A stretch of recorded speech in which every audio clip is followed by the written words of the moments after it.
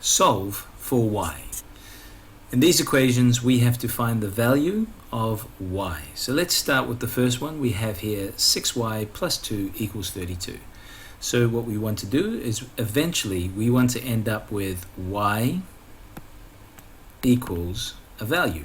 So let's find out how we can end up with the left hand side only including a y and the right hand side only including a number value. So let's do that. What we want to do here is we want to cancel out this plus 2, and that will leave us with 6y on the left hand side. So we cancel out plus 2 by doing the reciprocal or the opposite, which is minus 2, and we do that to both sides. So now we have a situation where only 6y is left on the left hand side, and on the right hand side 32 minus 2 is 30. Next step is we have 6 times y. So how do we get rid of timesing by 6 or multiplying by 6? We divide by 6. And we do that to both sides.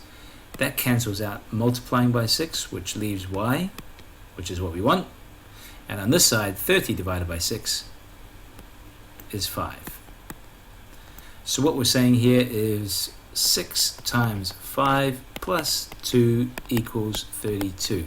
6 times 5 is 30, plus 2 is 32, so yes, this must be correct. Let's do the next one. This one over here is 2 plus 7y equals 30. Now that's very similar to the first question. The main difference is now that this term with the coefficient and the variable has been moved to here instead of starting. So let's just do that. Again, we want to be left ultimately with y equals a value.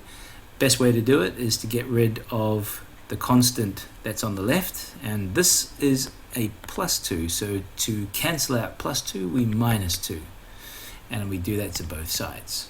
So now on this side, on the left hand side, we're left with 7y equals, and on the right hand side 30 minus 2 is 28. We want to get rid of this 7 here, okay, this coefficient. It says 7 times y, so 7 is being multiplied. So we want to do the opposite to multiplying by 7. So we divide by 7, and we do that to both sides. What's left is y, and on this side, 28 divided by 7 is 4. Does that work? So 7, so this here says 7 times, now we know what y is now. Y we just said was 4.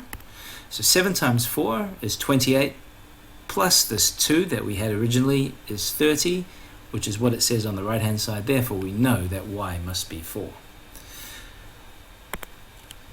For this equation down here, we've got 26 equals 8y plus 2. So in this particular case, the whole equation's been swapped around so that the first term is the answer to the equation.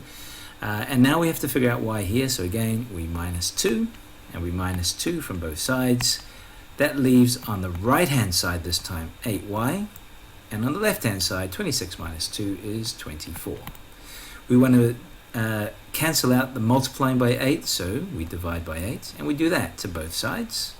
So we're left on the right hand side with y. On the left hand side, we have 24 divided by 8, which is 3. And so y equals 3. Just for formatting's sake, we swap the y over to this side and the 3 over to that side, and this is our final answer.